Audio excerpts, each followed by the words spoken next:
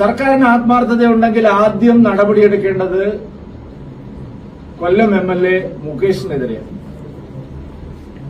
കൊല്ലം MLA മുകേഷിനെതിരായിട്ടുള്ള ഗുരുതരമായിട്ടുള്ള ആരോപണങ്ങൾ വളരെ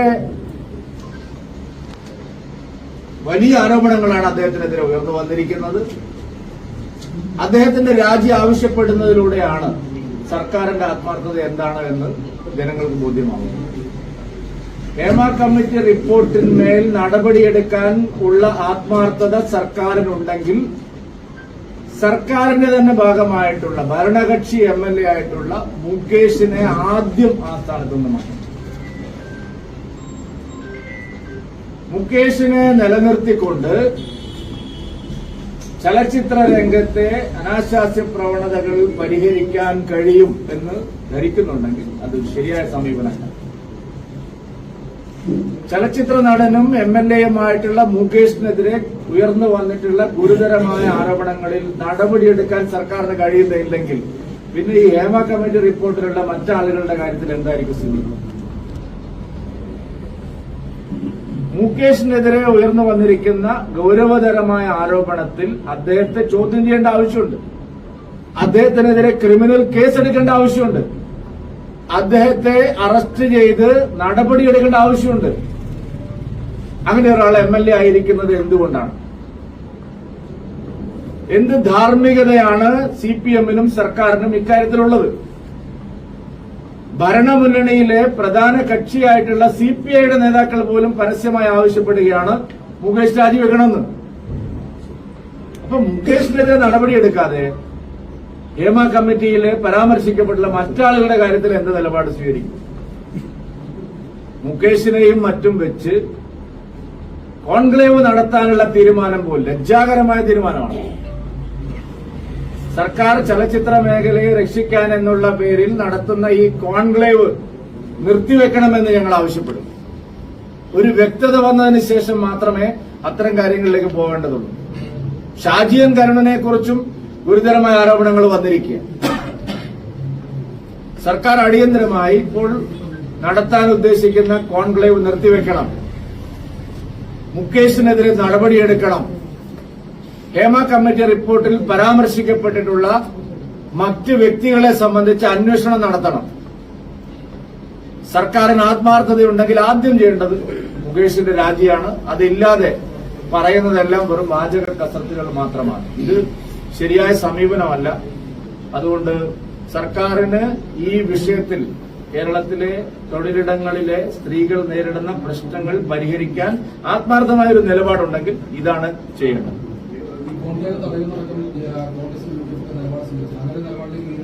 തീർച്ചയായിട്ടും കോൺക്ലേവ് നിർത്തിവെക്കണമെന്നാണ് ഞങ്ങളിപ്പോ ആവശ്യപ്പെടുന്നത്. ഇത് വേട്ടക്കാരെല്ലാം ചേർന്നിട്ട് അവിടെ എന്ത് കോൺക്ലേവാണ് നടത്താൻ പോകുന്നത്? അപ്പൊ ഈ കോൺക്ലേവ് കുറച്ച് സർക്കാരിന്റെ കാശ്, നമ്മുടെ നികുതി പണം ചെലവാക്കുക എന്നതല്ല കഴിഞ്ഞ ഒരു പ്രയോജനം അതുകൊണ്ടുണ്ടാകാൻ പോകുന്നില്ല. ആത്മാർത്ഥതയില്ലാത്ത സമീപനമല്ലേ? 3 ഗുരുതരമായ ആരോപണങ്ങൾ മുകേഷിനെതിരെ വന്നിരിക്കുകയാണ്. സാധാരണ ഇത്തരം ആരോപണങ്ങൾ വന്നു കഴിഞ്ഞാൽ ഒരു കേസെടുക്കട്ടെ. പല ആരോപണങ്ങളും ജാമ്യമില്ലാത്ത കേസിൽ പെടുന്ന ആരോപണങ്ങളാണ്. അങ്ങനെയുള്ള ഒരാളെ MLA ആയും കോൺക്ലേവിന്റെ ഉപദേശകനായിട്ടും ഒക്കെ വെച്ചിട്ട് എങ്ങനെയാണ് ഹേമ കമ്മിറ്റി റിപ്പോർട്ട് ഞങ്ങളിവിടെ നടപ്പാക്കും എന്ന് സർക്കാരിന് പറയാൻ കഴിയുന്നത്? അതുകൊണ്ടത് ആളുകൾ വിശ്വസിക്കുന്ന കാര്യമല്ല.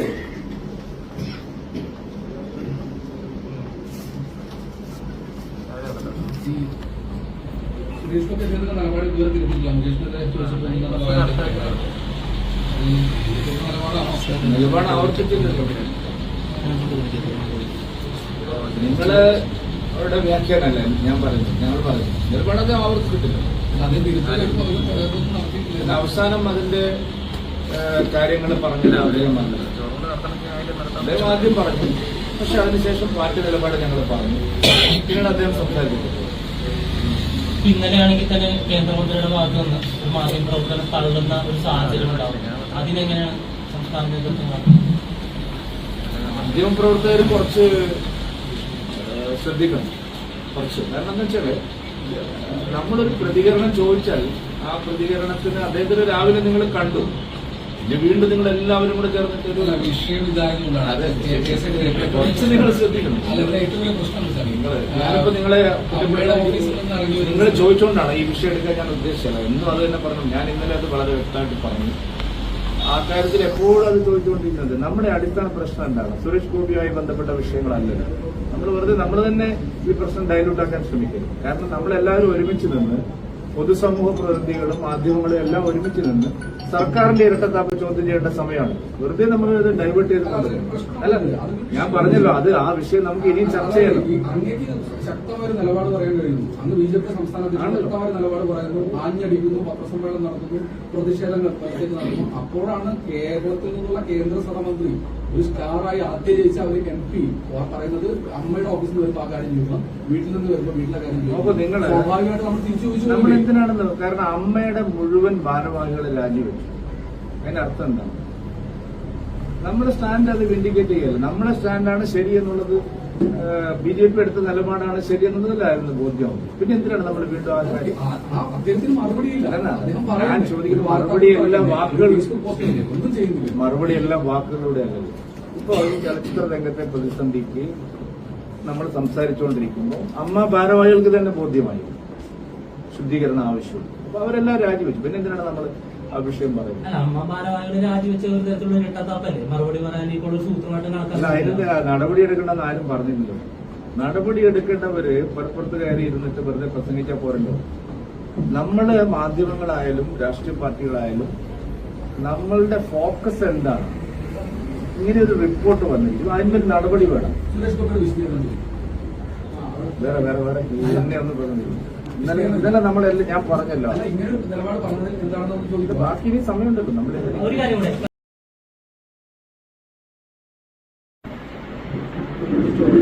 ഹേമ കമ്മിറ്റി റിപ്പോർട്ടിലെ ശുപാർശകൾ നടപ്പാക്കാതിരിക്കാനുള്ള ഗൂഢാലോചനയിലാണ് സർക്കാർ ഇപ്പോൾ ഏർപ്പെട്ടിരിക്കുന്നത്. പുതിയ പുതിയ വിവാദങ്ങളുടെ മറവിൽ യഥാർത്ഥ പ്രശ്നത്തിൽ നിന്ന് ഒളിച്ചോടാനുള്ള നീക്കമാണ് സർക്കാർ നടത്തുന്നത്. ഹേമ കമ്മിറ്റി റിപ്പോർട്ടിനെ പൂർണ്ണമായിട്ടും അതിന്റെ അന്തസ്സത്തെ തള്ളിക്കളയുന്ന സമീപനമാണ് സർക്കാർ ഇപ്പോൾ എടുത്തിരിക്കുന്നത്. ഹേമ കമ്മിറ്റി റിപ്പോർട്ടിൽ പരാമർശിക്കപ്പെട്ടിട്ടുള്ള ഗുരുതരമായ വിഷയങ്ങളിൽ നടപടിയെടുക്കാനുള്ള ആർജവം സർക്കാരിനില്ല, ആത്മാർത്ഥത സർക്കാരിനില്ല. അത് സാംസ്കാരിക മന്ത്രിയുടെ പ്രസ്താവനകളിൽ നിന്ന് വളരെ വ്യക്തമാണ്. കുറ്റം ചെയ്തവർ സംരക്ഷിക്കപ്പെടില്ല എന്നുള്ള പതിവ് വർത്തമാനം മാത്രമാണ് മുഖ്യമന്ത്രിയുടെ ഭാഗത്തുണ്ടായിട്ടുള്ളത്. നടപടിയിൽ ഒരാത്മാർത്ഥതയും സർക്കാരിനില്ല. ഇപ്പോൾ ഉയർന്നു വരുന്ന മറ്റ് വിവാദങ്ങൾ യഥാർത്ഥത്തിൽ സർക്കാരിന് നല്ല രീതിയിൽ ഒളിച്ചോടാനുള്ള ഒരു ഉപാധിയായിട്ട് മാറിയിരിക്കും. ഇപ്പോൾ ഉയർന്നു വരുന്ന മറ്റ് വിവാദങ്ങളിൽ അതിൽ നിന്ന് ശ്രദ്ധ തിരിച്ച്, യഥാർത്ഥ പ്രശ്നത്തിൽ നിന്ന് ശ്രദ്ധ തിരിക്കാൻ സർക്കാർ ഇത് ഉപയോഗിക്കരുത്. ഹേമ കമ്മിറ്റി റിപ്പോർട്ടിൽ പറഞ്ഞ കാര്യങ്ങൾ ജനങ്ങളോട് തുറന്നു പറയാൻ സർക്കാർ തയ്യാറാവണം. ശക്തമായ നടപടികൾ ഇവിടെ സർക്കാർ എടുക്കേണ്ടതായിട്ടുണ്ട്. ഇവിടെ ഇപ്പോ ഒരു അന്വേഷണ കമ്മിറ്റി എന്നൊക്കെ വെച്ചിട്ട് SIT ഒക്കെ വെച്ചിരിക്കുക. പക്ഷെ അത് പതിവ് പോലെ ഒരു കണ്ണിൽ പൊടിയിടാനുള്ള തന്ത്രമായിട്ട് മാത്രം മാറുകയാണ് ഇപ്പോൾ സംഭവിക്കുന്നത്. ഹേമ കമ്മിറ്റി റിപ്പോർട്ടിൽ പരാമർശിക്കപ്പെട്ടിരിക്കുന്ന ആളുകളെ സംബന്ധിച്ച് പെട്ടെന്ന് തന്നെ അന്വേഷണം നടത്തി കുറ്റക്കാരെ ശിക്ഷിക്കാനുള്ള നടപടിയാണ് സർക്കാരിന്റെ ഭാഗത്തുനിന്ന് ഉണ്ടാവേണ്ടത്. സർക്കാരിന് ആത്മാർത്ഥതയുണ്ടെങ്കിൽ ആദ്യം നടപടിയെടുക്കേണ്ടത് കൊല്ലം MLA മുകേഷിനെതിരെയാണ്. കൊല്ലം MLA മുകേഷിനെതിരായിട്ടുള്ള ഗുരുതരമായിട്ടുള്ള ആരോപണങ്ങൾ വളരെ വലിയ ആരോപണങ്ങളാണ് അദ്ദേഹത്തിനെതിരെ ഉയർന്നു വന്നിരിക്കുന്നത്. അദ്ദേഹത്തിന്റെ രാജി ആവശ്യപ്പെടുന്നതിലൂടെയാണ് സർക്കാരിന്റെ ആത്മാർത്ഥത എന്താണ് എന്ന് ജനങ്ങൾക്ക് ബോധ്യമാകുന്നത്. ഹേമ കമ്മിറ്റി റിപ്പോർട്ടിന്മേൽ നടപടിയെടുക്കാൻ